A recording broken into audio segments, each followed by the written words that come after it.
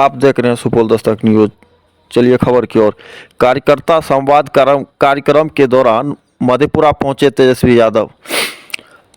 आपको बता दें कि मधेपुरा नेता प्रतिपक्ष तेजस्वी यादव प्रसाद यादव ने मंगलवार को सर्किट हाउस में प्रेस वार्ता के दौरान कहा कि वन नेशन वन आरएस का एजेंडा है। केंद्र सरकार आरएस के एजेंडा को पूरे देश में लागू करना चाहती है। उन्होंने कहा कि इलेक्शन कमीशन जब बिहार जैसे प्रदेश में एक साथ चुनाव नहीं कर सकती है तो पूरे देश में एक साथ चुनाव कैसे कराएगी। नेता प्रतिपक्ष जिला परिषद में कार्यकर्ता संवाद कार्यक्रम में शामिल होने के पहले सर्किट हाउस में मीडिया से मुखातिब हुए। उन्होंने अपनी यात्रा के विषय में बताया कि वे चौथे चरण में कोसी और सीमांचल में पार्टी के कार्यकर्ताओं और नेताओं से संवाद कर रहे हैं। इस दौरान समस्याओं से भी अवगत हो रहे हैं।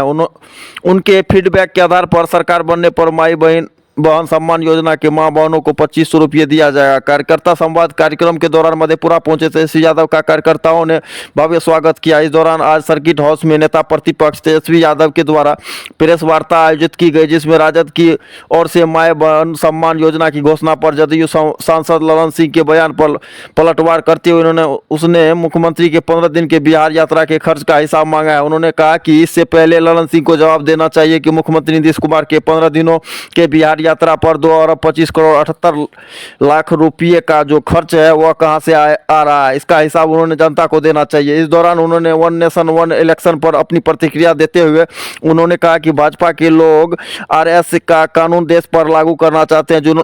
चुनाव आयोग समय पर चुनाव नहीं करा सकते हैं। एक साथ कई राज्यों में चुनाव नहीं हो सकता है। एक राज्य में भी एक चरण में चुनाव नहीं संपन्न हो सका है तो पूरे देश में एक साथ चुनाव कैसे संपन्न हो सकता है। अगर खर्च बचाने की बात है तो सबसे पहले प्रधानमंत्री नरेंद्र मोदी जी के द्वारा पिछले 11 सालों में अब तक विज्ञापन पर कितना खर्च किया गया है, इसका हिसाब उन्होंने जनता को देना चाहिए। आगे उन्होंने कहा कि आज कह रहे हैं वन नेशन वन इलेक्शन, फिर कल कहेंगे वन नेशन वन पार्टी, फिर कहेंगे वन नेशन वन लीडर। सबका कोई मतलब नहीं है, बस ये लोग आरएस का एजेंडा सेट करना चाहते हैं।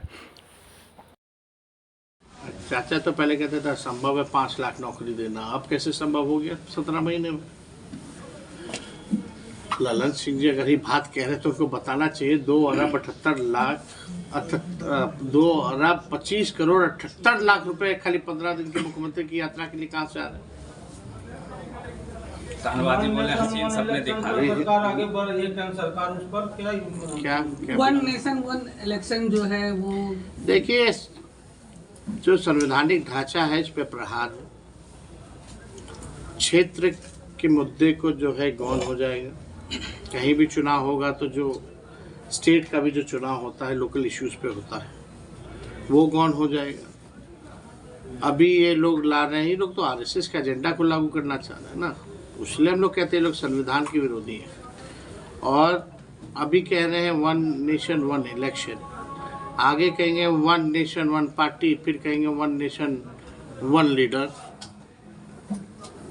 क्या मतलब है पता चलेगा बाद में, कहेंगे कि अब असेंबली का चुनाव की जरूरत ही नहीं है, नॉमिनेटेड सीएम और गवर्नर दे दो।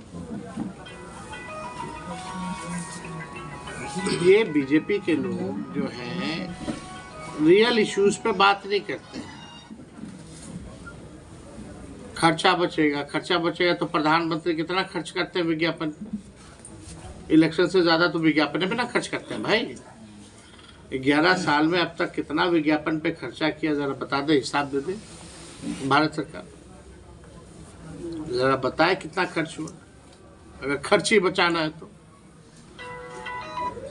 देखिए जो इलेक्शन कमीशन बाय इलेक्शन समय एक बार नहीं करा सकता, 4-5 राज्यों का चुनाव एक साथ नहीं करा सकता, बिहार में एक फेज में चुनाव नहीं करा सकता, उससे क्या उम्मीद की जा सकती है कि वो वन नेशन वन इलेक्शन कराएगा। मैं तो सवाल, बिहार का चुनाव आप लोग भी जानते हैं कि एक बार में ही होता है ना, राज्य और दूसरे राज्य का तो होता नहीं है। जब बिहार का समय होता है तो भी अलग अलग फेज क्यों, एक फेज क्यों नहीं, ये तो सवाल बनता है। तो ये सब देखिए केवल आरएसएस के एजेंडे को लागू करना है और ये केवल हमसे मैं सीमित रहना चाहते, केवल जो हो यही रहे, मोदी जी रहे। कैसे लड़ेंगे 25 का चुनाव? इंडिया गठबंधन में दरार बढ़ रहा है, आपका जो A to Z है उसका अपेक्षित कौन लाभ क्या मिल ले क्या रहा आपके है। पास कौन सा दरार बढ़ रहा है? आप देख रहे हैं दिल्ली में अलग अलग दोनों खड़ा हुआ है, केजरीवाल अलग है, कौन? कांग्रेस अलग है। वो स्टेट का आप है। ममता बनर्जी का वही हाल है। आप वो तो पहले ही आप लोग जब इंडिया अलायंस बना था तो तय था कि भाई स्टेट में है जो अलग है, इंडिया का अलग रहेगा। फिर उत्तर प्रदेश में जो चुनाव हुआ उसमें भी दोनों अलग लड़े। आप समझ ही नहीं पा रहे। उत्तर प्रदेश में हुआ तो रिजल्ट क्या है? रिजल्ट तो अपेक्षित रिजल्ट जो चुनाव में आया था उससे काफी कम आया। आप 2 सीट जीते। आपको बिहार की चिंता है तो बिहार में तो सबसे ज्यादा इंडिया अलायंस के मेंबर है, 7 दल है।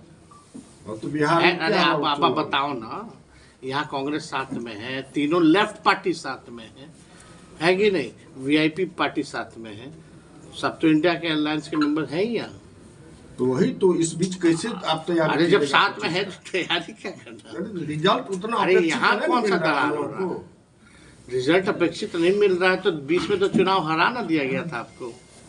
सर बिहार सर दलित 4-5 सीट से बढ़ रही है बिहार में सर। दलितों के ऊपर अत्याचार बहुत तेजी से बढ़ रहे हैं। कल जहानाबाद में भी एक रविदास समाज के लोगों को लोटा से पानी पी लेने पर मार दिया गया। चाय दुकान ये लॉ एंड ऑर्डर तो बिहार में अब तो हम तो बोल ही ना रहे भाई, क्रिमिनल का डिसऑर्डर हो चुका है। यहाँ दलित हो या अल्पसंख्यक हो या और लोग हो, चाहे जात धर्म से हम इसको बात पे नहीं जाएंगे, लेकिन हर कोई अंत से फील कर रहा है इस राज्य में। जितने स्वयं सहायक समूह थे उन सबके मानदेय को भी हम लोगों ने जो है बढ़ाया था। चाहे तालमी मरकज हो, विकास मित्र हो, टोला सेवक हो, आशा, ममता, आंगनबाड़ी, सभी लोगों के मानदेय को हम लोगों ने दोगुना किया। ये सामाजिक न्याय के साथ साथ आर्थिक न्याय का भी जो है हम कहेंगे कि दौर है, और इस आर्थिक न्याय के दौर में महंगाई से लोग जो परेशान हैं, लेकिन डबल इंजन की सरकार जो है इस पे कभी चर्चा नहीं करती। बिहार को लेकर के सारा वोट एनडीए लेके जाती है, लेकिन कभी भी जो है बिहार के लिए स्पेशल कुछ नहीं किया गया। चुनाव के समय बात कही जाती है बिहार को विशेष राज्य के दर्जे को देने की, लेकिन सरकार बनते ही जो है इसको मना कर दिया जाता है। हम लोगों की पुरानी मांग है बिहार को विशेष राज्य का दर्जा मिले, लेकिन आप देखिएगा कि जो लोग इसका भी समर्थन करते थे, आदरणीय मुख्यमंत्री नीतीश कुमार जी आज खुद सरकार के पार्ट है, आज वो चुप्पी साधे हुए हैं। देगा कौन? अगर आज तो केंद्र में बैठे हैं, सरकार चला रहे हैं, अगर वो चाहे तो सरकार भी गिर जाए भारत की, तो अब नहीं दिला पाएंगे बिहार को विशेष राज्य का दर्जा, तो कब दिला पाएंगे? विशेष पैकेज तो दूर की बात है। आप देखिएगा जो बाढ़ आया था इन इलाकों में, इस बाढ़ के लिए भी जो है कोई भी पैकेज दिया हो केंद्र सरकार ने राहत के लिए तो वो बताना चाहिए। 2009 में शायद जो बाढ़ आया था कोसी में, बहुत भयावक बाढ़ आया था, उस समय के तत्कालीन प्रधानमंत्री मनमोहन सिंह जी थे, 2008-9। तो आप देखिएगा कि उस समय रेल मंत्री लालू जी थे, उस समय 1000 करोड़ का पैकेज मिला केंद्र से। रेल नीर को भी उतारा गया था, कैंपिंग लगाई गई थी, सारी सुविधाएं दी गई थी। लेकिन आज की मौजूदा सरकार केवल कहने के लिए डबल इंजन है, वाकई में एक इंजन भ्रष्टाचार में है, एक इंजन जो है अपराध में लगा हुआ है।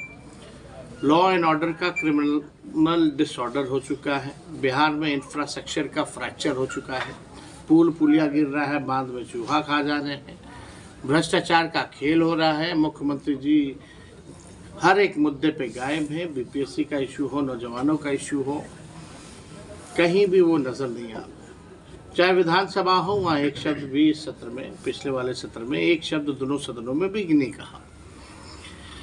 अब सुनने में आ रहा है यात्रा में निकलने वाले थे, शायद स्थगित हो गया या आगे बढ़ा दिया गया डेट, अब वो जाने। लेकिन हमने सवाल भी खड़ा किया था मुख्यमंत्री को अपने ही जनता से मिलने के लिए 2 अरब 25 करोड़ 78 लाख रुपए